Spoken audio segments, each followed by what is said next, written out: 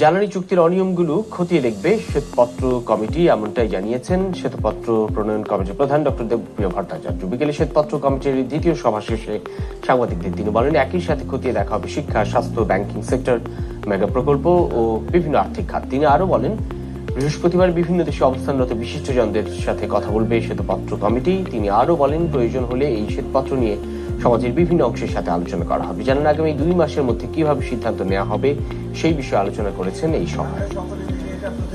খাতওয়ারি বিভিন্ন শিক্ষা, স্বাস্থ্য থেকে আরম্ভ করে জ্বালানি খাত ইত্যাদি আলোচনার ভিতরে আছে। আবার কিছু প্রাতিষ্ঠানিক ব্যাপারও আছে, সেটা হলো ব্যাংকিং খাতের আলোচনা আছে, কর আহরণের ব্যাপার আছে, পাচারকৃত অর্থ মেগা প্রজেক্ট নিয়ে আলোচনা আছে, দারিদ্র বিমোচন, আমাদের বৈষম্যের আলোচনা, সেগুলিও ভঙ্গুরতা, এগুলি নিয়েও আলোচনা হবে। সেই আলোচনাগুলো শুধু ঢাকায় না, ঢাকার বাইরেও হবে, এমনকি শুধু দেশের বাইরেও আমরা সেই আলোচনাগুলোকে নিয়ে যাচ্ছি।